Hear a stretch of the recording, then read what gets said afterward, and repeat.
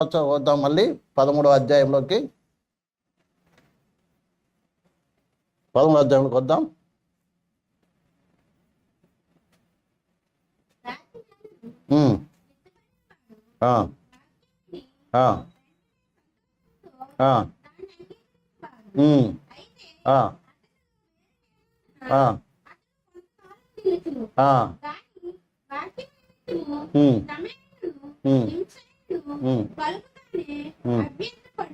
చాలండి. ఇక్కడ వేరు ఏమవుతుందంట, లోతుకు పోవట్లేదంట. కారణం ఏంటంటే ఈ యొక్క నేల ఎలా ఉంది, రాతి నేలగా ఉంది. ఇప్పుడు ఎప్పుడైతే దేవుని యొక్క మనము ఈ రాతి నేల లాంటి హృదయాన్ని తొలగించి తీసేసి విరిగి నలిగిన మనసు ఇవ్వమని దేవుని దగ్గర దేవుని మాటకు విని విశ్వసించి భయపడి వణికి ఆ వాక్యానికి మన జీవితాన్ని అప్పగించుకున్నట్లయితే ఏమవుతాడు, దేవుడు మన హృదయాన్ని ఎలా చేస్తాడంట, మెత్తటి హృదయం లాగా చేస్తాడంట. అప్పుడు దేవుని వాక్యం ఏమవుతుంది, మన హృదయంలోకి వేరు పారుతుంది. ఇది ఎవరు చేయాలని, దేవుడు చేయాలి, ఏ మనుషులు చేయలేరు. నువ్వు ఎప్పుడైతే నీ హృదయాన్ని పరిపూర్ణంగా దేవుని చిత్తానికి, దేవుని వాక్యానికి, ప్రభా నా హృదయం ఏం కావాలి, మెత్తగా ఉండాలి, నేను విన్న ప్రతి మాట నా హృదయంతో ఏం కావాలి, లోతుకు వెళ్ళాలి, ఫలితాన్ని ఇవ్వాలి, అది నా హృదయంలో ఏం కావాలి, మార్పును కలగ చేయాలి. అర్థమవుతుందండి? దేవుని మాట వింటున్నటువంటి మనలో ఈ వాక్యం ఏం చేయాలి, ఫలితాన్ని ఇవ్వాలి. అంటే మార్పును మనలో కలగ చేయాలి. అలా మార్పు కలగ చేయకపోతే దానివల్ల ప్రయోజనం లేదు కదా. దానివల్ల మనం ఏమవుతాం, తీర్పులోనికి రావాల్సి వస్తుంది. అర్థమవుతుందండి? తీర్పులోనికి రావాల్సి వస్తుంది. అందుకని మనం వింటున్న ప్రతి మాట కూడా ఏం కావాలంటే మన జీవితంలో మార్పు తీసుకురావాలి. అంటే నువ్వు వింటున్న ప్రతి వాక్యము కూడా నీ జీవితంలో ఏం కావాలి, కనబడాలి. ప్రభు ఈ రీతిగా చెప్పాడు కాబట్టి ఈ రీతిగా నేను ఏం చేస్తాను, నడుచుకుంటాను, ఈ రీతిగా జీవిస్తాను, ఈ రీతిగా నా జీవితం ఏం కావాలి, ఉండాలి అని ఏం చేయాలి, నువ్వేం చేయాలి, అది కనబడాలి. ఉదాహరణ, విత్తనాలు వేసిన తర్వాత ఫస్ట్ ఏమి భూమి కనబడుతుంది. ఆ తర్వాత ఎప్పుడైతే మొలకెత్తి పంట వస్తుందో ఆ స్థలం ఏమవుతుందండి, మారిపోయి భూమి కనబడుతున్నప్పుడు చక్కటి ఎంత పచ్చదనం కనబడుతుంది. ఆ పచ్చదనం వచ్చిన తర్వాత కొంచెం పెరిగిన తర్వాత ఏమవుతుంది, పుష్పాలు వచ్చినప్పుడు అదొక కలర్ కనబడుతుంది కదండి. ఆ తర్వాత మళ్ళీ కాయలు పండ్లు వచ్చినప్పుడు అదొక రకంగా దినదినం ఏమవుతుంది, మనకి మార్పు కనబడుతుంది. అదే కదా, ఆ చేను కావచ్చు, ఆ పొలం కావచ్చు, చూసిన వెంటనే చూసి సంతోషపడతారు కదా. మొదటి రోజు వెళ్ళేటప్పుడు విత్తనాలు విత్తడం చూస్తూ ఉంటారు. 2-3 రోజుల తర్వాత, ఒక వారం రోజుల తర్వాత మళ్ళీ వెళ్తే చక్కటి మొలకెత్తడం చూసినప్పుడు అబ్బా ఎంత చక్కగా పొలం మళ్ళీ మొలకెత్తుంది, పచ్చదనం కనబడుతుంటుంది. ఇంకొన్ని రోజులు అయిన తర్వాత ఏం కనబడుతుంది, మొత్తం పచ్చగా అయిపోతుంది, అక్కడ భూమి కనబడదు. తర్వాత కొన్ని రోజులకి ఏమవుతుంది, మంచిగా అన్ని పూలు వస్తాయి కదా, పూలు వస్తాయి. అర్థమైందా? అప్పుడు ఒక రంగు కనబడుతుంది చక్కగా చూడటానికి. అలా ఒక్కొక్క రోజు ఏమవుతుంది, దినాలు గడిచిన కొలిది అందులో రోజు రోజు రోజు రోజు మార్పు వస్తుందండి. అర్థమైందా? అలాగే మన జీవితంలో కూడా రక్షణ పొందిన విశ్వాసి కూడా రోజు రోజులు ఏం కనబడాలి, మార్పు కనబడి చూసిన వాళ్ళు సంతోషపడాలి. అవును, ఒకప్పుడు ఈమె ఇలాగుండేది, ఒకప్పుడు ఇతడు ఈ రీతిగా ఉండేవాడు, ఈ సహోదరుడు లేకపోతే సహోదరి లేకపోతే ఈ బిడ్డలు ఏమవుతారు, రోజు రోజు నిజంగా దేవుల్లో మంచిగా ఉన్నారు, వారు దేవుని బిడ్డలండి నిజంగా అని వాళ్ళు ఏం చేస్తారు, మనం చూసి సంతోషపడతారు. కాకుండా మన దగ్గరికి ఏం చేస్తారు, వాళ్ళు వచ్చే అవకాశము ఉంటున్నది. మనల్ని చూసి దేవుని నామని ఏం చేస్తారు, వాళ్ళు మహిమపరుస్తాడు. అది దేవుడు కోరుకుంటున్నాడు. అలా మార్పు కనబడలేదనుకోండి, వేస్ట్. దున్నాడు, పాపం దున్నాడు, విత్తనాలు వేశాడు, కానీ ఏ మొలకెత్తలేదు కదా. చివరికి దాని బదులు అక్కడంతా ముళ్ళు పొదలు అవి ఇవి చెత్త చెదారం మొలిస్తే ప్రేమారా ఆ యొక్క వేసిన రైతు కూడా ఏం చేస్తాడు, దుఃఖపడతాడు, ఎంత నష్టపోయాను. తర్వాత చూసేవాళ్ళు కూడా ఏమంటారంటే ఇదా ఈ నేల అసలు పనికిరాని నేల అని అందరూ చూసేవాళ్ళు ఏం చేస్తారు, తిట్టుకుంటూనే పోతారు. మనల్ని చూసి ఇతరులు తిట్టేటట్టుగా ఉండకూడదు. మనల్ని చూసి ఇతరులు దేవుని నామాన్ని అవమానపరిచేటట్టుగా ఉండకూడదు. దాన్ని బట్టి ఏమవుతుందంటే దేవుని నామకు అవమానం కావటమే కాదు, దేవుడు కోపడమే కాదు, అర్థమైందా, దేవుని యొక్క శిక్ష కూడా మన మీదకి వస్తుంది. ఈ విషయాన్ని మనం బాగా అర్థం చేయాలి. అదే విషయం అక్కడ రాయబడింది ప్రేమ అరవై రాసిన పత్రికలో. నీ యొక్క కాఠిన్యమును మార్పు పొందని నీ హృదయాన్ని బట్టి ఏం చేస్తావు, నువ్వు నీకు నీవే ఉగ్రతను ఉగ్రత ఎవరో సమకూర్చుకోవట్లేదు, నువ్వే సమకూర్చుకుంటున్నావు. అంతే కదండి. దేవునికి విరోధంగా మనం ఎప్పుడైతే నడుస్తామో ఆటోమేటిక్గా దేవుని ఉగ్రత మన మీదకి ఏమవుతుంది, మనమే కూడగట్టుకుంటున్నాం. అంతేగాని ఇందులో ఎవరు మనల్ని చెయ్యరు. ఉదాహరణకి దావీదంతటి భక్తుడు పరిశుద్ధ గ్రంథంలో మనకి కనబడరు. అలాంటి వ్యక్తి ఏం చేశాడు, ఒక పాపము చేశాడు. ఆ పాపాన్ని కప్పిపుచ్చుకోవడం ఇంకో పాపం చేశాడు, ఇంకో పాపం చేశాడు. చివరికి ఏమో దేవుడు వచ్చి పట్టుకున్నాడు. పట్టుకున్న తర్వాత అతను ఏం చేశాడు, యాక్చువల్గా ఆయన చేసిన పాపానికి ఏం కావాలైనా మరణించాలైనా. కానీ దేవుడు కృప వాగ్దానం చేశాడు కాబట్టి ఏం చేశాడు, అది బట్టి కృప చూపించాడు. కానీ ఎంత భయంకరంగా శిక్షించాడంటే అంత భయంకరంగా అలాంటి స్థితి ఎవరికి వచ్చి ఉండదు బహుశా. అలాంటి శిక్ష ఎవరు పొందుండరు ఈ లోకంలో అని అడిగితే. అంత భయంకర శిక్షింపబడ్డాడు. కానీ ఆయన పొందిన శిక్ష కూడా ఆయన ఏమీ దాచిపెట్టాడా? ఇందులో మనం అనేకసార్లు తప్పు చేసి ఏం చేస్తాం తెలుసా, మా తప్పులు ఎవరికి తెలియకూడదండి, కావంటే ఏం చేయాలి, సీక్రెట్గా మా చెవులో చెప్పాలి. నువ్వు చేసే పాపాలేమో పబ్లిక్గా చేస్తావు, తప్పు చెప్పేది ఏం చేయాలి, అందరిలో మా పాస్టర్ గారు అంతగా అందరి ముందు నన్ను చెప్తాడు ఇట్లా తప్పు చేశానని. ఆల్రెడీ నువ్వు చేసిన పాపాలు ఏమవుతున్నావు ఊరంతా అవుతుంది. మేము చెప్తే మాత్రము మీకేమవుతుంది, అవమానకరం అవుతుంది. 10 మంది చెప్పారా, 10 మంది ముందు చెప్పారని. కానీ దావీదు ఏం చేశాడు, తానే రాసి పెట్టేశాడు అందరికి. ఇంకా పాడుకోని అని చెప్పాడు, పాట కూడా రాసేసాడు. అందుకే దేవుడు ఇష్టపడ్డాడు ఆయన్ని. అర్థమైందండి. అందుకే అక్కడ రాయబడింది, తన అతిక్రమంను దాచిపెట్టువాడు వరుదుడు, దాన్ని ఒప్పుకొని ఏం చేయాలి, విడిచిపెట్టువాడు ధన్యుడు అని దేవుని వాక్యం సెలవిస్తుంది.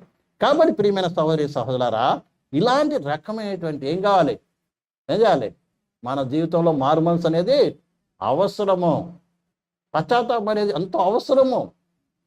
మనం దేవుని ఉగ్రతను మనం ఏం చేయకూడదు, సమకూర్చుకోవడానికి వీలు లేదన్న విషయాన్ని మర్చిపోకూడదు. అందుకనే ప్రియులారా, మన జీవితం అనేది పరిపూర్ణంగా ఏం చేయాలి, దేవుని మాటకు లోబడాలి.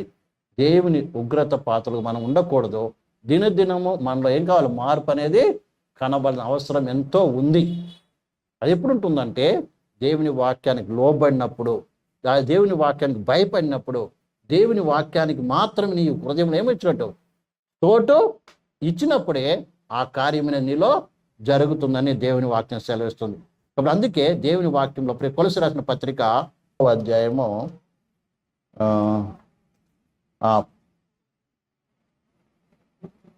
15-16 చదవండి. 16వ వచనం చదవండి.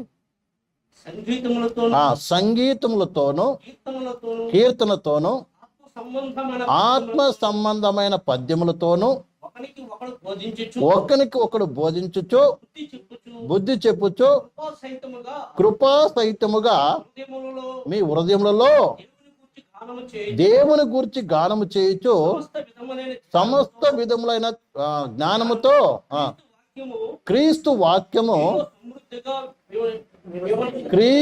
వాక్యము మీ హృదయంలో ఏం కావాలంట, సమృద్ధిగా నివసించాలంట. వింటున్నారండి? నీ హృదయంలో ఏముండాలి, వాక్యం మాత్రమే ఉండాలి, అంతేకాని వేరేది ఉండకూడదండి. బహుశా నీ జీవితంలో అనేక సమస్యలు, కష్టాలు, లోక సమస్యలు, అనేక విషయాలు ఉండొచ్చు. ఇవన్నీ మనసులోకి రానివ్వకూడదు.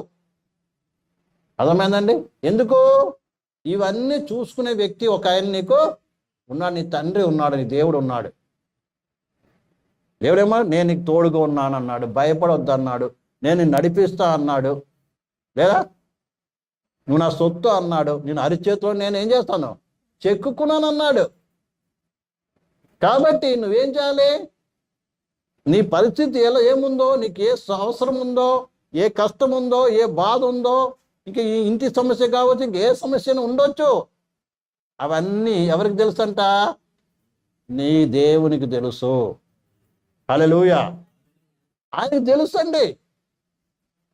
కాబట్టి ఏంటి? ఆయన చేతికి నువ్వు అప్పచెప్పు.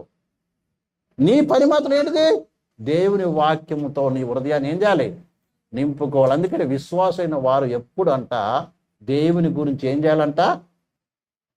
విశ్వాసమైన మనం కలుసుకున్నప్పుడు, దేవుని బిడ్డలు దేవుని కలుసుకున్నప్పుడు ఏం చేయాలంట? అక్కడ రాయబడిన మాట ఏంటి? చదవండి ఒక్కసారి మళ్ళీ 16. ఏం చేయాలమ్మా? సంగీతములతోనూ కీర్తనలతోనూ ఆత్మ సంబంధమైన పద్యములతోనూ ఒక్కనికొకడు ఏం చేయాలి? చూడండి, ఎవరికెవరు బోధించుకోవాలమ్మా? పాస్టరే బోధించాలా? ఇక్కడ ఎవరికి చెప్తున్నాడు? పాస్టర్ అమ్మే బోధించాలా? చెప్పండి. ఒక్కరికొక్కరు బోధించుకో అంటే మీరు ఎంతగా ఎదిగిన వారికి ఉండాలి, ఎంతగా మీ హృదయంలో వాక్యం ఉండాలో మీరు దీన్ని బట్టి అర్థం చేసుకోవాలి. కలిసినప్పుడు దేని గురించి మాట్లాడుకోవాలి? చెప్పండి. మీరేం మాట్లాడుకుంటారు? చెప్పండి. మీరు మాట్లాడి మీకే తెలవాలి. ఇక్కడ వాక్యం చెప్తుంది సంగీతములతోనూ కీర్తనలతోనూ నువ్వు ఏ రీతిగా మాట్లాడుకోండి, పాటలు పాడుకోండి, ఏదైనా చెప్పుకున్నప్పుడు దేని గురించి అందులో ఏముండాలి? దైవ వాక్యం ఉండాలి, దేవుని ఉపదేశం ఉండాలి, ఆత్మ సంబంధమైన విషయాలు ఉండాలి. ఎందుకంటే నువ్వు ఆత్మ సంబంధివి. మీరెవరండి? రక్షణ పొందిన ప్రతి విశ్వాసి ఎవరు? ఆత్మ సంబంధులు. కాబట్టి నువ్వు ఏం మాట్లాడాలి? ఆత్మ సంబంధమైన విషయాలు మాత్రమే మాట్లాడాలి. అర్థమైందండి? ఆత్మ విషయాలు మాత్రమే మాట్లాడాలి, అంతేగాని శరీర సంబంధమైన విషయాలు కాదు. అర్థమైందా? కలుసుకున్నప్పుడు వాళ్ళ గురించి వీళ్ళ గురించి కాదు, వాళ్ళేమన్నారో వీళ్ళేమన్నారో కాదు. అర్థమైందండి? దేవుడు ఏం చెప్పాడు, మనం ఎలా జీవిస్తున్నాం, ఏ రకంగా ఉండాలి, అర్థమైందా? అలాగే ఒకరికొకరు ఉన్న కష్టాలు కానీ శ్రమలు కానీ చెప్పుకొని వారొకరికి ఏం చేయాలి? మనము ప్రార్థన చేసుకోవాలి. అర్థమైందండి? ఒకరికి ఏం చేయాలి? తప్పు చేసి ఎవరు హెచ్చరిక చేయాలండి? చేయాలి చదవండి ఒక్కొక్క మాట. ఒకరికొకరు బోధించుకోవాలంట. తర్వాత బుద్ధి కూడా చెప్పుకోవాలంట. మీరు ఎవరన్నా వచ్చి తోటి సహోదరులు బుద్ధి చెప్తే ఊరుకుంటారా మీరు? చెప్పండి. ఇప్పుడు మోజెస్ గారు ఉన్నారు, జోసఫ్ గారు ఉన్నారు. జోసఫ్ గారు వచ్చి మోజే గారిని బ్రదర్ ఇది చేయడం తప్పు, అట్లా దేవుడు ఇలా చెప్పలేదు దేవుని వాక్యం అంటే ఏమంటావు? ఒప్పుకుంటారా? అలాగే ఒక సిస్టర్ చెప్పింది దానికి ఒప్పుకుంటారా? ముందు నీ సంగతి చూసుకోపోయా అంటారు కదా. కానీ అది తప్పు. వాక్యం ఏం చెప్తుంది? ఇది చెప్పబడిన మాట సేవకుల గురించి కాదండి, తోటి విశ్వాసుల గురించి చెప్తున్నాడు ఇక్కడ. అదే ఏమంటున్నాడు మళ్ళీ? ఒకరికొకరు ఏం చేయాలంట? బోధించుకోవాలంట, బుద్ధి చెప్పుకోవాలంట, కృపా సహితముగా మీ హృదయంలో దేవుని గురించి గానం చేయొచ్చు. క్రీస్తు వాక్యము సమృద్ధిగా నివసింపనియుడి. ఏం నివసించాలంట మనలో? క్రీస్తు వాక్యము. ఇప్పుడు ఈ బోధించే బోధ అంతా ఎక్కడ ఉండాలి? హృదయంలో ఉండాలి. నోట్స్ రాసుకుంటాం, అది ఎక్కడో పడేస్తారు, తర్వాత మళ్ళీ వచ్చిన తర్వాత అడిగినా కూడా కాదండి. ఎక్కడ ఉండాలి? హృదయంలో ఉండాలి. నోట్స్ ఎందుకు రాసుకున్నామంటే మళ్ళీ నెమరు వేసుకోవడానికి. తీసుకెళ్ళి రాసుకొని పడేశారనుకోండి, దానివల్ల ప్రయోజనం ఏమి? ఇక్కడ మీకు రెండు నష్టాలు జరుగుతాయి. ఒకటి, మీరు చెప్తూ ఉంటే రాసుకుంటారు అనుకోండి, నేను చెప్పేది ఎక్కదు, ఈ రాసేది తర్వాత లోపలికి రాదు, మొత్తానికి లాస్ వస్తుంది. వింటే సరిగానే వినాలి, అంటే విన్నది రాసుకున్న తర్వాత ఏం చేయాలి, తర్వాత అన్నదాన్ని ఏం చేయాలి, నెంబర్ వేసుకోవాలి, దాని గురించి ధ్యానం చేసి హృదయంలో ఏం చేయాలి, రాసుకోవాలి. అది విషయం అన్నమాట.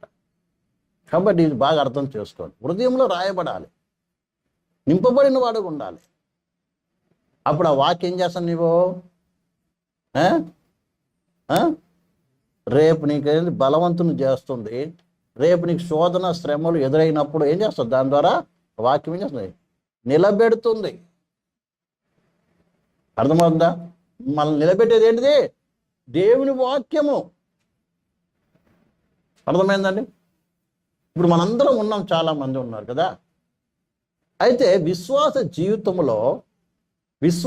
జీవితం అనేది ఇది అందరితో కలిసిపోయేది కాదు. ఎవరి విశ్వాసం వారే ఏం చేయాలి, కాపాడుకోవాలి. ఎవరి పోరాటం వాళ్ళే ఏం చేయాలి, పోరాడాలి. ఆ వ్యక్తిగత పోరాటానికి అవసరమైంది ఏంటంటే దేవుని వాక్యం ఏం చేయాలి, హృదయంలో నింపబడిన వాడుగా ఉండాలి. ఆ వాక్యం ఏం చేస్తుంది, నిలబెడుతుంది. అర్థమైందండి? మేము కేవలం ఏం చేయాలి, చెప్పగలము, ధైర్యపరచగలం, ప్రార్థన చేయగలం.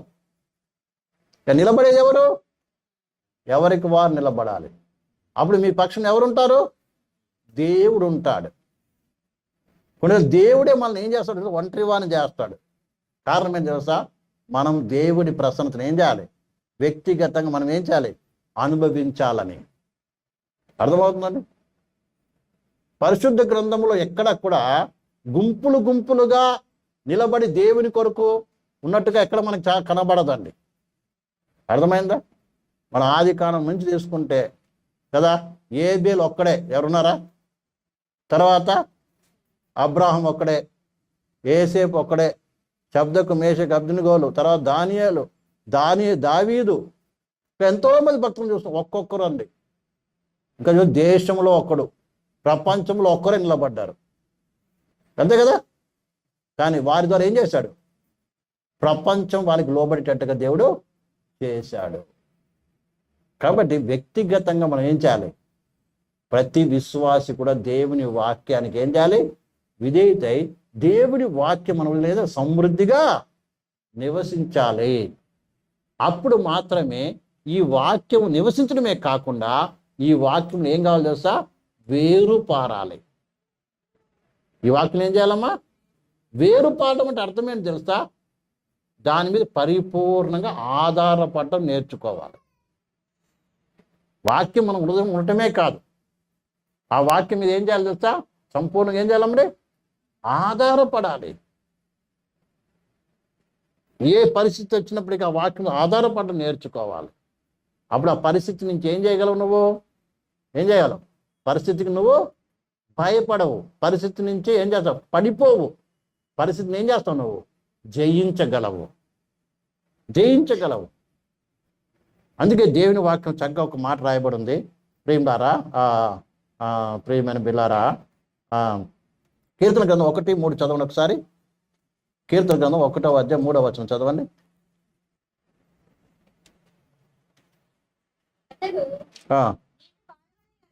నీటి కాలువల యొరన నాటబడినదై ఆకు వాడక తన కాలమందు ఫలమిచ్చి చెట్టు వలె ఉండును, అటలు చేయనంతయో సఫలమగును.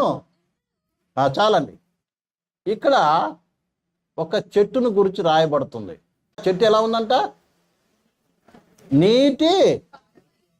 నీటి కాలువన నాటబడిన చెట్టు.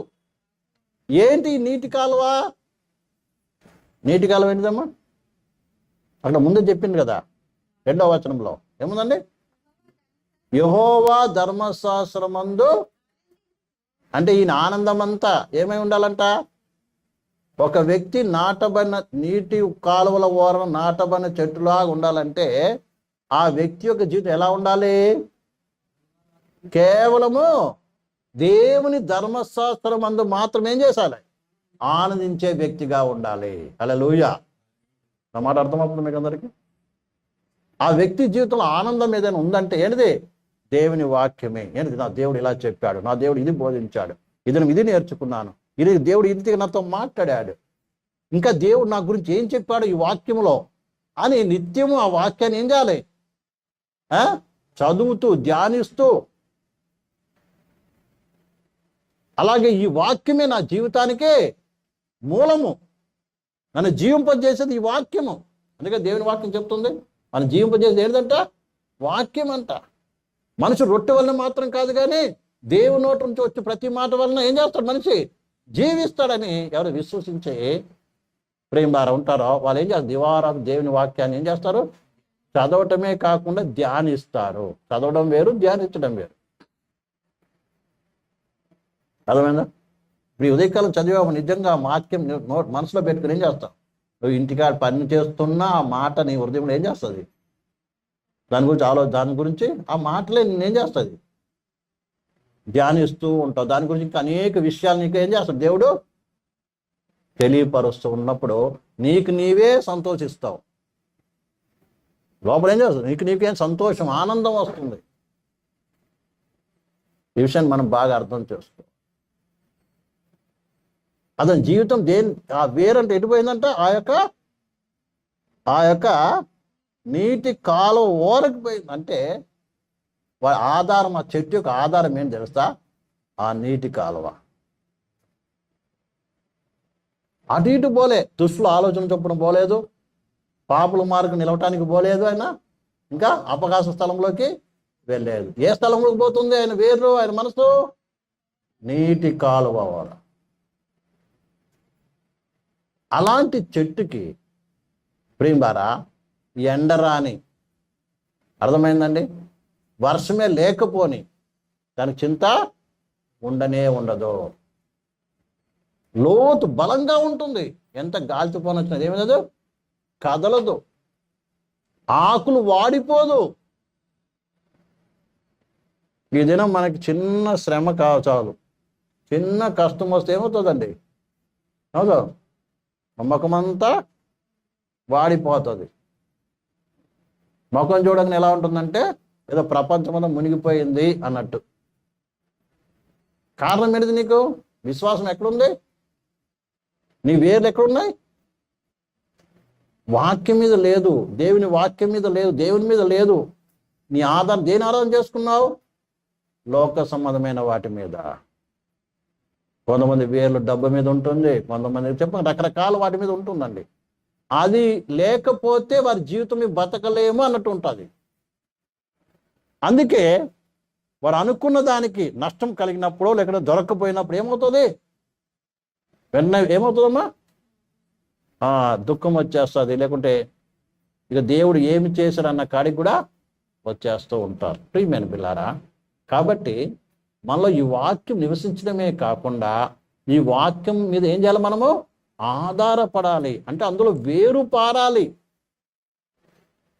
చెట్టు వేరు ఎంత లోతుగా వెళ్తుందో అంత ఎత్తుగా చెట్టు పెరుగుతుంది, అంత బలంగా ఉంటుంది, అంత చక్కటి ఫలాలు కూడా అదే ఫలిస్తుంది. ఇంకో మాట కూడా చదవండి, ఇర్మియా గ్రంథం 17:8 కూడా చదవండి ఒకసారి.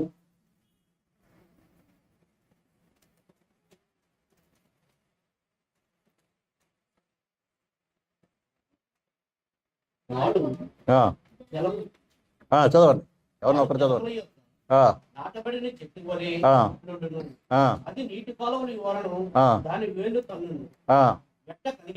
వెట్ట కలిగినను దానికి భయపడదు, దాని ఆకులు పచ్చగా ఉండును, వర్షము లేని సంవత్సరమున ఆ చింత నొందదు, కాపు మానదు. చాలండి రాయబడిన మాట చక్కగా ఉంది. ఎవరికి రాయబడింది ఆ మాట?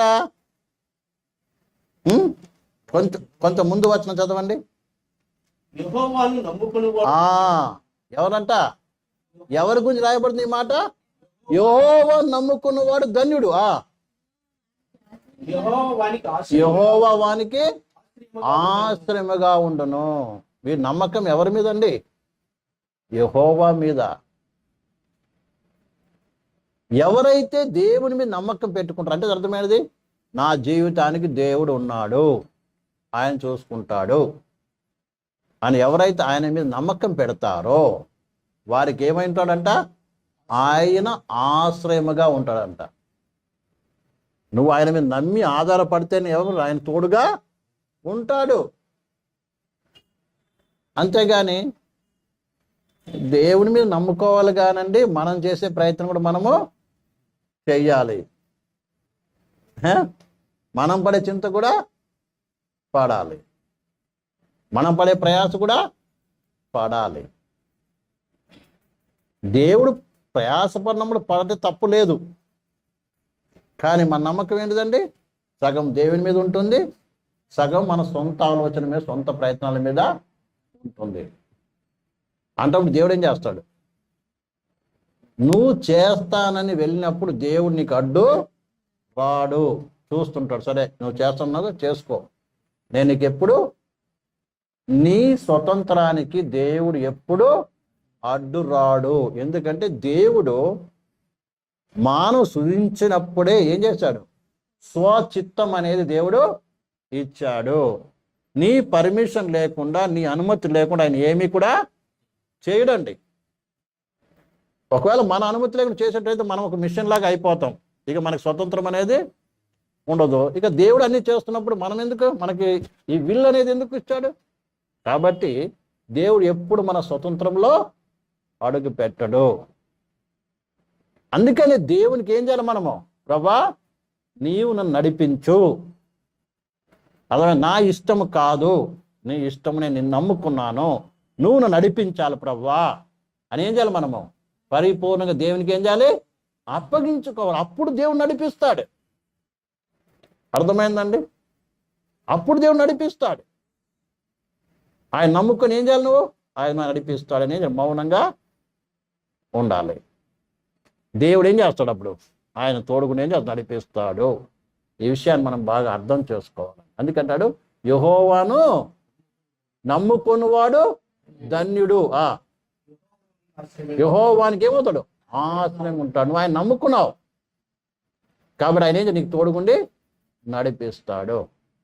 అందుకే నహూము 1:7 కూడా ఒక మాట రాయబడింది, యెహోవా ఉత్తముడు, ఆయన నమ్ముకున్న వారిని ఆయన ఎరుగును.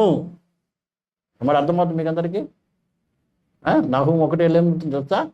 ఆయన ఎవరంట, ఉత్తముడు అంట, మంచివాడు. ఆయన ఎవరు నమ్ముకున్నారో ఆయన బాగా ఎరుగునంట. హల్లెలూయా. మనం నోటితో చెప్పేదని చూడలేదండి, నేను దేవుని నమ్ముకున్నానంటే కాదు. నిజంగా నువ్వు దేవుని నమ్ముకున్నావా లేదని ఎక్కడ చూస్తున్నాడు దేవుడు? నమ్ముకున్న అర్థం ఏంటిది, హృదయంతో నా ప్రభు నాకున్నాడు, ఆయన చూసుకుంటాడు, ఆయన నన్ను నడిపిస్తాడు, ఆయన నాకు సహాయం చేస్తాడు, ఆయన ఏం చేసినా ఆయన మంచోడు, ఆయన మంచోడు, మంచి పనే చేస్తాడని ఏం చేయాలి మనము? ఆయన మీద ఆధారపడి నడిచినప్పుడు దేవుడు ఏం చేస్తాడండి, నీ హృదయాన్ని చూస్తున్నాడు, ఎంతగా నువ్వు ఆయన్ని నమ్ముకున్నావో, ఎంతగా నువ్వు ఆయన మీద ఆధారపడ్డావో అది ఎవరు చూస్తున్నాడు? దేవుడు చూస్తున్నాడు. చివరి వరకు కూడా చూస్తాడు, చివరి మూమెంట్ వరకు కూడా ఏం చేస్తాడు, చూస్తాడు.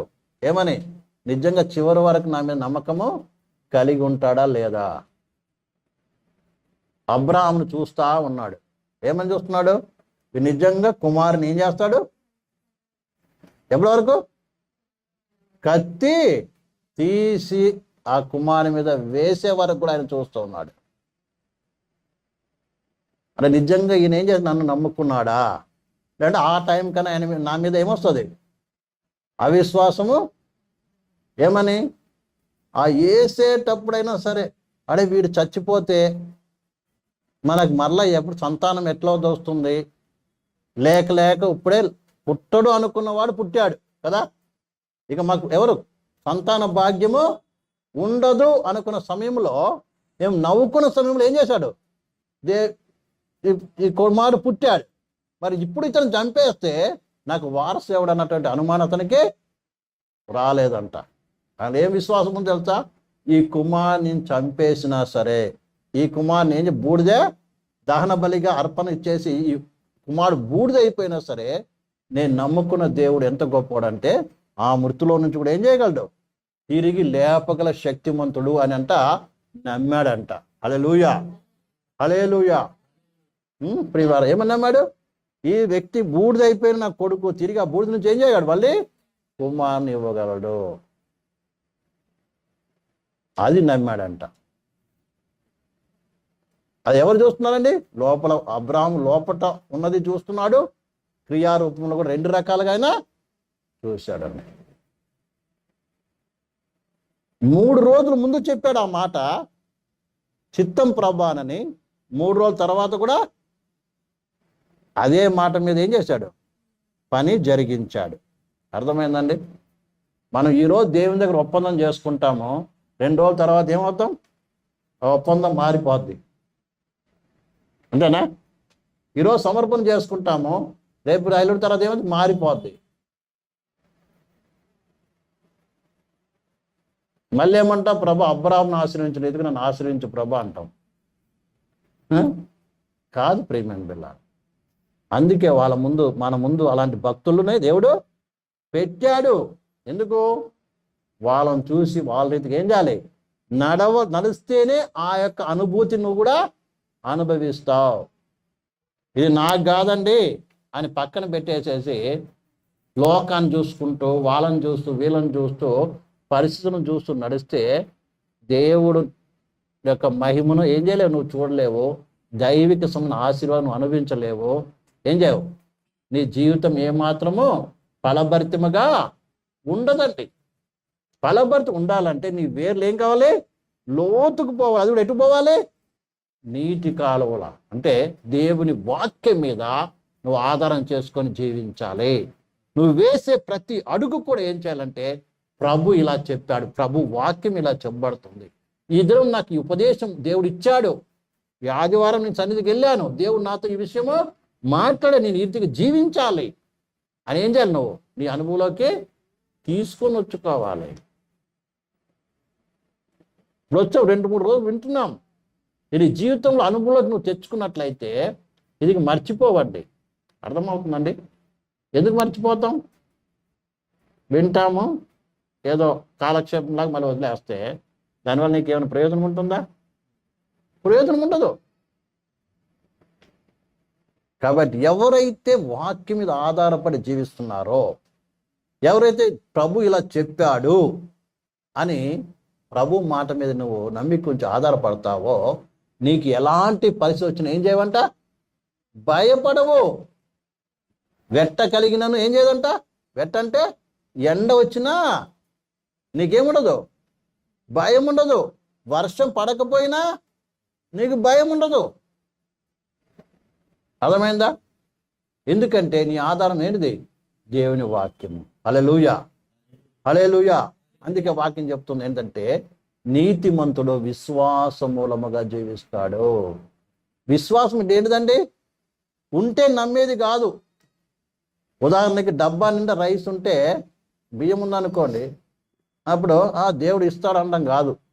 లేనప్పుడు, ఒక్క మెతుకు కూడా నీకు ఏం లేనప్పుడు దేవుడు ఈరోజు నాకు భోజనము ఇస్తాడు అని నమ్మటమే, దేవుడు నాకు పంపిస్తాడని నమ్మటమే, అది విశ్వాసం. లేనప్పుడు నమ్మేదే విశ్వాసం. అర్థమైందండి? ఉన్నప్పుడు నమ్మేది మన విశ్వాసం అంతా ఏంటి తెలుసా? అన్నీ ఉంటేనే. మీకు ఉంది కాబట్టి ఈ దినం వచ్చారు. ఒక్క పైసా కూడా జేబులో లేదు, మీ ఇంట్లో లేదు. ఈరోజు సాయంత్రమే 3 గంటలకు వచ్చి మిమ్మల్ని పని కొరకు పిలిచారు అనుకోండి, మీరు ఇక్కడికి వచ్చి ఉంటారా? చెప్పండి, వచ్చుంటారా? రాము. ఎందుకంటే వాక్యం రేపే వింటాము, వచ్చే సంవత్సరం వినుకోవట్లే, కానీ ముందైతే వెళ్తాము. విశ్వాస అయితే ఏం చేస్తాడు?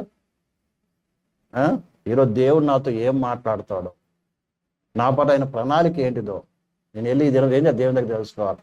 ఈ లేకపోతే నా కొరకు అది ఉంటుందిలే, దేవుడు ఉంచుతాడు. అర్థమైందండి? అది విశ్వాసం అంటే.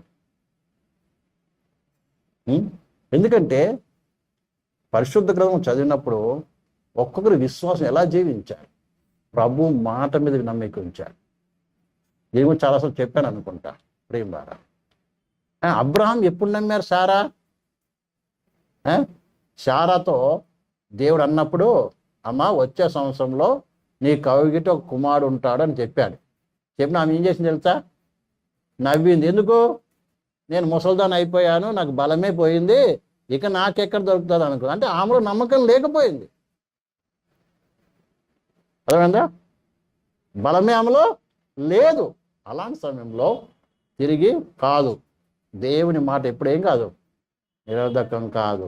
వెంటనే దేవుని మాట నమ్మింది, విశ్వసించింది. వచ్చే సంవత్సరం ఏమైంది? కుమారుని చేతిలో ఎత్తుకుంది. అర్థమైందండి? బాగా అర్థం చేసుకో. ఏలియాతో దేవుడు అన్నాడు, ఏలియా చెప్పాడు 3.5 సంవత్సరాలు ఏమనదు, వర్షము పడదు, మంచు కూడా పడదు అన్నాడు. ఆ తర్వాత దేవుడు ఏమన్నాడు? వెళ్ళి కేరీతు వాగు దగ్గరికి వెళ్ళి నువ్వు దాగి ఉండు అని చెప్పాడు. యోర్దాను యోర్దాను ఎదురుగా ఉన్న కేరీతు వాగు దగ్గరికి వెళ్ళి కూడా దాగి ఉండాలంట. యోర్దాన్ ఏమో నది, అది కేరీతు ఏమో వాగు. ఏది పెద్ద అంటారు? దేవుడు ఎక్కడికి పొమ్మన్నాడు? వాగు దగ్గరికి పొమ్మన్నాడు. నువ్వు ఎక్కడికి పోతావా మరి? నువ్వైతే అయ్యా ప్రభు ఆల్రెడీ 3.5 సంవత్సరాలు కరువు వస్తుందని చెప్పేశా. నేను ఇంకా కరువు 3.5 సంవత్సరాలు కరువు ఉండాలని ఏం చేస్తాను? రోజు నా ప్రార్థన అది. పొద్దున్న ఏం ప్రార్థన? ఏలి గారి ప్రార్థన ఏంటిది? పొద్దున్న లేవన ప్రభా ఈరోజు మంచు పడకూడదు, వర్షం పడకూడదు. 3.5 సంవత్సరాలు ఆసక్తితో ప్రార్థించాడంట. ఎందుకంటే నేను దేవుని నీ సేవకుని, నేను చెప్పినట్టు జరగాలి. ఎందుకంటే నీవు చెప్పిన మాట స్వార్థం కొరకు చేయలేదు, దేవుని మహిమ కొరకు ప్రార్థించాడు ఆయన. అలా ప్రార్థించే వ్యక్తిని ఏమన్నాడంటే దేవుడు ఏమన్నాడు? వాగు దగ్గరికి పోయి అంటే అది కూడా దాగి ఉండాలంట. దాగి ఉండమంటే అర్థమైందమ్మా? నీ గురించి ఎవరికి చెప్పుకోవద్దు. మనకి చెప్పేది ఏంటిది? నాకు ఈరోజు అన్నం లేదు, ఈరోజు కూర లేదు, నా ఇంట్లో అది లేదు, ఇది లేదని నువ్వు పాట మనం ఏం చేస్తాం? చిన్న కష్టం వచ్చాగానే పాట ప్రారంభం అవుతుంది. మనకి కనబడే వాళ్ళందరికీ ఏం చెప్తాం? ఏలే గారు ఏమనుకోవచ్చు అండి? ఏంటి ప్రభా, కనబడితే కదా ఎవరన్నా వచ్చి ఇస్తారు, ఇక్కడ ప్రవక్త ఉన్నాడు తెలుస్తుంది, నువ్వేమంటున్నావు? పోయి దాగి ఉండమంటున్నావు ఏంది? ఈ దినాల్లో మనకు చిన్న శ్రమ వచ్చింది అనుకో, ఏం చేస్తుంది తెలుసా? అందరికీ చెప్పుకుంటూ మా గురించి ప్రార్థన చేయండి, ఒక లిస్ట్ రాసి వచ్చేస్తారు పాస్టర్ దగ్గరికో, మాకు ఈ బాధ ఉంది, ఈ కష్టం ఉంది, మాకు పనులు లేదు, అది లేదు, ఇది లేదు, పెద్ద లిస్టు మనకి ఇచ్చేస్తాం. అర్థమైందా? మేం చేయాలి? పాపం కదా, మనవలే కదా ప్రార్థన చేయాలి, అంతే కదా? హల్లెలూయా. కానీ దేవుడు ఏమన్నాడు? నువ్వు వెళ్ళి దాగును అంటే నిజంగా దేవుని మీద నీకు నమ్మకం ఉంటే, నువ్వు దేవుని ఆధారపడే వ్యక్తి అయితే ఏం చేస్తావు తెలుసా? నన్ను దేవుడు చూస్తున్నాడు. నన్ను ఎవరు చూస్తున్నాడు? దేవుడు. ఎవరు చూడకపోయినా పర్వాలే, నన్ను ఎవరు చూస్తున్నాడు? దేవుడు చూస్తున్నాడు. నేను దేవుని ఎలా నమ్ముకున్నానో బాగా తెలుసు. ప్రభా నేను నిన్న నమ్మకం తెలుసు, నా పరిస్థితి నీకు తెలుసు, అంతా నీకు తెలుసు.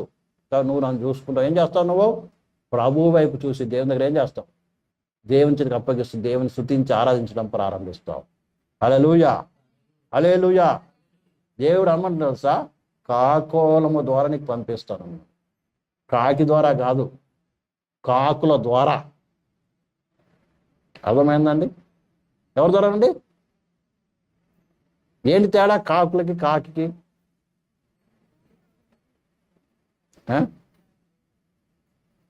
కాకి అంటే అర్థమైంది తెలుసా? ఈరోజు వచ్చిన కాకి రేపు వస్తుంది, అంతే కదా? మనం కూడా ఎవరన్నా ఒకరు సహాయం చేశారనుకో, రేపు కూడా ఆయనే సహాయం చేయాలి, మన మనసంతా ఆయన మీద ఉంటుంది. అర్థమైందా? రేపు కూడా వాళ్ళే. కానీ మైలేక్ అన్నాడు, ఈ రోజున కాకి రేపు రాదు, నేను ఎలా పంపిస్తాను నాకు తెలుసు. కాబట్టి ఎప్పుడు ఎవరి వైపు చూడాలి? కాకి వైపుగా చూడవలసింది. ఎవరైపు చూడాలి? నువ్వు దేవుని వైపు చూడాలి. అంటే ఎల్లప్పుడు ఎవరైపు చూడాలండి? దేవుని వైపు చూడాలి, మనుషుల వైపు కాదు.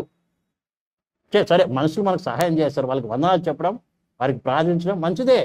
గౌరవించడం మంచి తప్పు కదా, కానీ వాళ్ళ మీదకి మన మనసు వెళ్ళకూడదు. ఎందుకంటే నిత్యము నీ వేరు ఎవరి మీద ఉండాలి? దేవుని మీద ఉండాలి. నువ్వు ఆయన మీద ఆధారపడాలి. ఇది ప్రియమైన బిడ్డలారా దేవుడు నేర్పించే విషయము. అందుకే కాకోలముకు ఆజ్ఞాపించింది అంటే కాకులకు ఆజ్ఞాపించను అన్నాడు. రోజు పొద్దున ఒక కాకి, సాయంత్రం ఒక కాకి ఏం చేస్తుంది?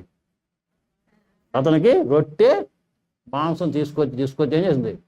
పోషిస్తూ ఉన్నాడు. అంటే విశ్వాసం అంటే ఏంటిది? లేనప్పుడు దేవుని మీద ఆధారపడటము, ఉన్నప్పుడు కాదు. ఉన్నప్పుడు కాదండి. అదే నీతిమంతులు విశ్వాసములుగా జీవించును అంటే. రోజు ఎవరి మీద విశ్వాసం? నువ్వు వేసే ప్రతి అడుగు, ప్రతి క్షణము నువ్వు వేసే అడుగు దేని మీద? దేవుని నమ్మకం పెట్టి, నా ప్రభు నాకున్నాడు, నా ప్రభు నడిపిస్తాడు, నా ప్రభు నాకు సహాయం చేస్తాడు అని నడవటమే అసలైన విశ్వాస జీవితము. అర్థమైందా? ఏమో దేవుడు చేస్తాడో చేయడో, అదేంటి? అది కఠినత్వము. దాని ఏమంటారు తెలుసా? కఠినత్వం అంటారు. అందుకే నీ హృదయం ఎప్పుడు ఏం కలిగి ఉండాలి తెలుసా? ప్రభు వైపు, నీ దేవుని వాక్యం మీద మనసు పెట్టి విరిగి నలిగిన మనసుతో, ప్రభా నేను ఎలా నడుచుకోవాలి, నువ్వు నన్ను నడిపించు అని అనుక్షణం అనుదినము కూడా ఆయన వైపు చూస్తూ నడవటమే మన యొక్క ఏంటిది? మన యొక్క ఆత్మీయ జీవితం. ప్రేమలారా, అది వేరు పారిన అనుభవం. అర్థమైందండి? అదే దేవుని మీద ఏం చేయడం? వేరు పారిన అనుభవం. అలాంటి వ్యక్తి ఏం చేయడంట? వెట్ట కలిగినను ఏం చేయడు? చదవండి ఆ మాట ఒకసారి మళ్ళీ. ఇర్మియా గ్రంథంలో, వాడు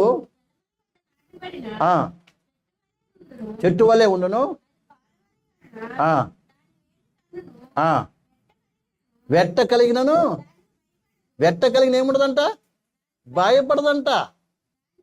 ఎండ కొట్టినా భయపడదు. తర్వాత ఉండునా?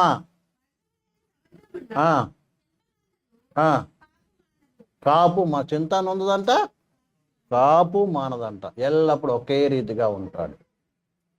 అర్థమైందండి? ఎప్పుడు ఎలా ఉంటాడమ్మా? అదే రీతిగా ఉంటాడు. ముఖం మార్చుకొని ఉండరు. కారం మీద ఆధారపడింది ఎవరి మీద? మనుషుల మీద. మనుషుల మీద కాదు, క్షమించాలి, మనుషుల మీద కదా ఆధారపడింది. ఎవరి మీద? దేవుని మీద. దేవుని వాక్యం. దేవుడు చెప్పాడు, నా నీతిని రాజుని వెతక నీకు సమస్తం అనుగ్రహిస్తానని. అన్యులు చింతిస్తారు, మీరెవరో? నా బిడ్డలు. అలా సింహపు పిల్లలు లేమి కలిగి ఆకలి కొనను, అయితే యెహోవా యందు భయభక్తులు గల వారికంట ఏ మేలు కొదువై ఉండదు అంటున్నాడు.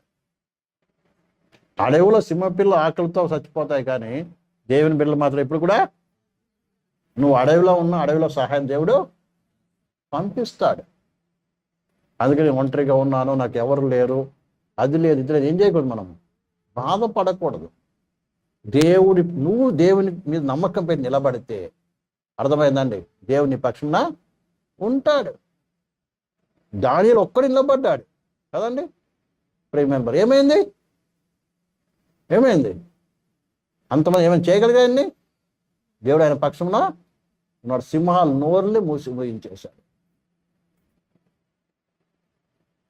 ఆయన ఒకటి చెప్పి అవునని చెప్పి కాదని చెప్పేవాడు అసలే కాదండి. విషయాన్ని బాగా మనం అర్థం చేసుకొని ఏం చేయాలంట? పరిపూర్ణంగా మన జీవితంలో మొట్టమొదట దేవుని వాక్యం చేత నింపబడాలి. ఆ నింపబడిన ఆ వాక్యం మీద ఏం చేయాలి? మనము ఆధారపడి నడవటం నేర్చుకోవాలి. అప్పుడే నువ్వేమవుతావు తెలుసా? ఏమవుతావు ప్రియమైన బిడ్డలారా? ఫలిస్తావు, వాడిపోవు, సంతోషిస్తూ ఉంటా. చూడండి, పౌలు శీలని దేవుని సువార్త ప్రకటించడం, దేవునికి నిలబడినందుకు వారిని కొట్టారు కదా, గాయపరిచి రకాల బాధ పెట్టి ఏం చేసి జైల్లో వేసి కాళ్ళకు బొండాలు బిగించి మరి పెట్టేసినా కూడా వాళ్ళు ఏం చేయలేదు సా? ఏడవలేదు, దుఃఖపడలేదు. ఏం చేస్తున్న వాళ్ళు? పాటలు పాడుతూ ఏం చేస్తున్న వాళ్ళు? దేవుణ్ణి ఆరాధిస్తూ ఉన్నారు, ఆరాధిస్తూ దేవుని స్తుతిస్తూ ఉన్నారు. ఎక్కడి నుంచి వచ్చింది వాళ్ళకి ఆ సంతోషము? ఎక్కడి నుంచి వచ్చింది? వాళ్ళ ఆధారం ఎవరు? దేవుడండి. వాళ్ళ వేరు దేవుని మీద ఉంది. ఎందుకంటే మేము నమ్ముకున్న దేవుడు సర్వశక్తి గల దేవుడు. నమ్ముకున్న దేవుడు ఎవరు? సర్వశక్తి గల దేవుడు. ఆయన కొరకు మా జీవితాన్ని అప్పగించుకున్నాం. ఆయనే మా యొక్క ఆధారము. ఆయన చిత్తం లేకుండా ఏది జరగదు. అన్ని మంచి కొరకే చేస్తాడు అన్న విశ్వాసంతో వాళ్ళ దేవుని ఏం స్తుతించడం ప్రారంభించారు. నిజంగానే అక్కడ గొప్ప మేలు జరిగింది. ఏమైంది? అక్కడ చెరసాల బద్దలైంది. ఆ చెరసలు 250 మంది ఏమయ్యారు? ప్రభు నమ్ముకున్నారు. ఆ చెరసల అధికారి కూడా ఏమయ్యాడు? ఎందుకంటే ఒకవేళ వాళ్ళు మారకపోయి ఉంటే వాళ్ళందరూ చెరసాల బద్దలు కాగానే పారిపోయేవాళ్ళు. ఎందుకంటే ఈ పౌలు శీల యొక్క చూసి వాళ్ళు కూడా ఏమయ్యారు? మారిపోయారు. అందుకే చెరసాలంతా బద్దలైనా కూడా వాళ్ళు పారిపోకుండా ఏమైనారు? ఇక్కడే ఉన్నారు. అలాంటి గొప్ప కార్యం దేవుడు చేస్తాడు. కాబట్టి ఈ విషయాన్ని మనం జ్ఞాపకం పెట్టుకోవాలి ప్రియమైన బిడ్డలారా. ఏ మాత్రము కూడా, అర్థమైందా, మన హృదయాన్ని కఠినపరచకుండా మన హృదయాల్లో దేవుని వాక్యానికి ఏం చేయాలి? చోటు ఇవ్వాలి. చోటు ఇవ్వడమే కాకుండా దాని మీద ఏం చేయాలి? ఆధారపడాలి. కొన్నిసార్లు దేవుని ఆత్మ మనకి పరిచయం బట్టి మనకు దేవుని జ్ఞాపకం వస్తుంది కదా. కొన్నిసార్లు దేవుడు లోపల అలానా వాక్యం జ్ఞాపకం వస్తుంది. దేవుడు ఇలా చెప్పాడు కదా జ్ఞాపకం వచ్చినా దాన్ని ఏం చేస్తాం? కొన్నిసార్లు పక్కకు దోసేస్తారు. పక్కకు దోసేసి వాళ్ళ సొంత ఆలోచనల ద్వారా ఏం చేస్తారు? వెళ్ళటం బట్టి ఏమవుతారంటే చివరికి వారి జీవితంలో ఏమవుతారు? శిక్షకు ఉగ్రతను సమకూర్చుకుంటూ ఉంటారు. దేవుని శిక్షకు పాత్రలు అవుతుంటారు. లేకపోతే శపింపని అనుభవంలోకి వెళ్ళిపోతూ ఉంటారు. ప్రేమ అలా కాకున్నట్లు దేవుడు మనకి ఇచ్చినటువంటి ఒక వాక్యాన్ని మన హృదయంలో పెట్టుకొని మనం దాని మీద ఆధారపడి ఏం చేయాలి? జీవించడం నేర్చుకోవాలి. మన వేరు దాని మీద ఏం చేయాలి? ఆధారపడాలి. అప్పుడే ఆ వేర్ల బలాన్ని బట్టి, ఆ యొక్క వాక్యం ఉన్నటువంటి ఆ యొక్క సారాన్ని బట్టి మనం ఎదుగుతాం ఆత్మీయలో. అలాగే మనం ఏం ఫలించే అనుభవం కూడా దొరుకుతుంది. వేరే నువ్వు లోతుకు పోకపోతే, అర్థమైందా, నువ్వు ఎదగలేవు, ఫలించడం. అందుకనే చిన్న శ్రమ, చిన్న కష్టం రాగానే ఏమవుతుంది? ఎండిపోతుంది. చివరికి అది ప్రయోజనం లేకుండా అయిపోయి. అలా ఉండకూడదని దేవుని వాక్యం సెలవిస్తుంది. చివరికి ఒక మాట చదివి ప్రేమలా మనం ప్రార్థన చేసుకుందాం. ప్రేమలారా, కీర్తన గ్రంథము 92:14. కీర్తన గ్రంథము 92:14. 92 కీర్తన 92వ అధ్యాయము.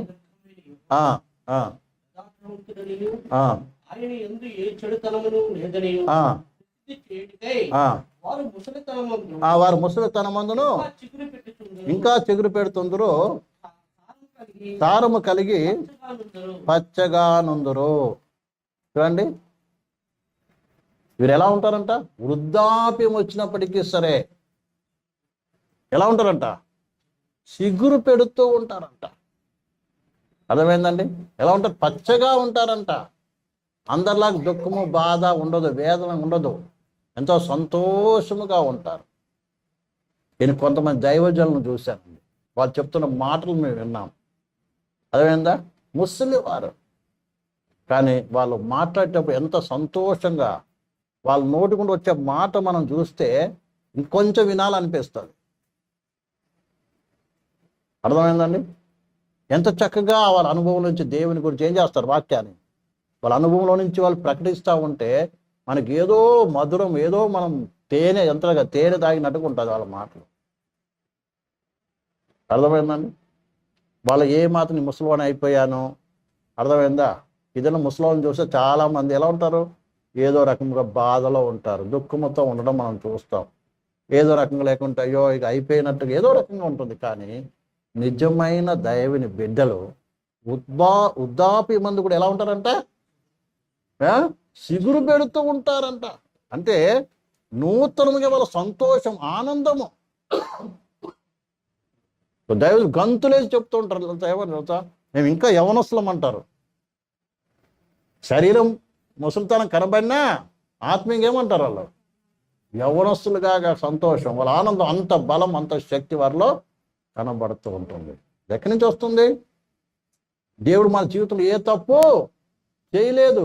అంత మంచే చేశారని ఏం చేస్తున్నారు వాళ్ళు ప్రకటించడం మనం గమనిస్తాం. కానీ ఇద్దరు మన జీవితం చూసినట్లయితే ఎక్కడో బాధ మన హృదయంలో ఉంది, ఎక్కడో దుఃఖం మన హృదయంలో ఉంది. ఏ విషయంలో? ఏనా, దేవుడు నాకు ఇది చేయలేదు, అట్లా చేయలేదు, ఇట్లా చేయలేదు, నా జీవితంలో అలా జరిగింది, ఇలా జరిగింది అని ఎక్కడో మన హృదయాంతరంలో ఎక్కడో దేవుని పట్ల ఏముందన్నా? ఏముంది? ఎక్కడో ఒక చేదు దాగి ఉంది, ఎక్కడో దాగి ఉంది. ఏం బారా? అలాంటిది కూడా మన హృదయం నుంచి ఏం చేయాలి? తీసేసుకొని మనం ఏం చేయాలి? ఆయన మీద పరిపూర్ణ విశ్వాసం ఉంచి, ఆయన మీద ఆధారపడి, ఆయనలో ఏం కావాలి? మన వేరు పారాలి. ఏ పరిస్థితి వేరు లోతుకు పారితే, వాక్యం మీద పరిపూర్ణంగా నువ్వు ఆధారపడితే నువ్వు భయపడే పని ఎందుకు వచ్చా? ఒకవేళ నీ పరిస్థితి ఏదొచ్చినా కూడా దేవుని వాక్యం నీ ముందుకి వస్తుంది. అవును, దేవుని వాక్యం ఇలా చెప్తుంది, నేను భయపడిన పని లేదు, దుఃఖపడే పని లేదు, నా దేవుడు తోడుకున్నాడు, నేను దేవుడు చెప్పి నడుస్తున్నాను. కేవలం నీ హృదయాంతరం నుంచి ఆ విశ్వాసం రావడమే కాకుండా దేవుని ప్రసన్నతను కూడా ఏం చేస్తావు? నువ్వు అనుభవిస్తావు. పొందుకోవడం కదా, అనుభవిస్తావు. అనుభవిస్తాం అర్థం ఏంటి? రోజు రోజు ఇప్పుడు ఎలా అయితే ఒక వ్యక్తి నా దగ్గర ఉన్నాడో ఆ రీతికి ఏం చేస్తాడు? మనం దేవుని ప్రసన్నత ఉండటం మనము చూస్తాం. తెలియని ధైర్యం మనకు వస్తుంది. అర్థమవుతుందమ్మా? తెలియని సంతోషం వస్తుంది. నా దేవుడు నాకు ఉన్నాడు, ఆయన చూసుకుంటాడు అనేటువంటి ఒక ఏమొస్తుంది? నీలో ధైర్యం వస్తుంది. ప్రపంచమంతా ఒకటైనా నువ్వేం చేయవు? భయపడవు. దావీదన్నట్టుగా 1000 మంది కుడివైపున పడినాను, ఎడమ వైపున 10,000 మంది కూడినాను, ఏ అపాయమునకు భయపడను. ఎందుకో తెలుసా? యెహోవా నాకు వెలుగును రక్షణ ఉన్నాడు, నేను ఎవరికి భయపడుతున్నాను. నేను నిత్యం ఒక వరం కొరకు అడుగుతున్నాను. ఏం తెలుసా? ఆయన ప్రసన్నతను ఏం చేయాలి? చూడాలి. ఆయన మందిరం నిత్యం ఏం చేయాలి? నేను నివసించాలని కోరుకుంటున్నాను. అంతేగాని ఎవరిని తిడుతున్నాడా, ఎవరిని కొడుతున్నాడా, ఎవరు చంపడానికి వస్తున్నారా, నాకు అది లేదు ఇది లేదన్న బాధ నాకు సంబంధము లేదు. నేను ఒక దాన్ని కొరకు ఏం చేస్తున్నాను? నేను ఒకటి కోరుకున్నాను, ఆ కోరుకున్న దాన్ని వెతుకుతున్నాను. అలాగే ప్రేమారా, నువ్వు కోరుకున్నది ఏంటిది? ఏం కోరుకొని ప్రభు దగ్గరికి వచ్చావు? ఎందుకని ప్రభు దగ్గరికి వచ్చావు? ఎందుకు ప్రభుని నమ్ముకున్నావు నువ్వు? ఎందుకు ఒకప్పుడు మనం అనేకమైనటువంటి దేవతను పూజిస్తూ ఆరాధిస్తూ ప్రేమారా మన ఇష్టం వచ్చేట్టుగా జీవించినటువంటి మనము యేసుక్రీస్తు దగ్గరికి ఎందుకు రావాల్సి వచ్చింది? ఎందుకు వచ్చాం ప్రభు దగ్గరికి? ఎందుకు వచ్చాం ప్రభు దగ్గరికి? ఒకప్పుడు మనము దారి గమ్యమేం తెలియక మన ఇష్ట ప్రకారం జీవిస్తున్నాం. మన దగ్గరికి మన సృష్టికర్త ఒకడు ఉన్నాడని, మన పుట్టించిన ఒక తండ్రి ఒక ఆయన ఉన్నాడని, ఆయన పరలోకం విడిచి లోకానికి వచ్చి మన కొరకు ఆ కల్వారి శిలువలో మరణించాడని, ఆయన ద్వారానే మన పాప విమోచనని, ఆయన ద్వారా పాప క్షమాపణని, అర్థమైందండి, ఆయన అసలు శిష్యులైన మన రక్షకుడని మనం ఎరిగి మన జీవితాన్ని ఏం చేస్తాం? మనము అప్పగించుకున్నాం.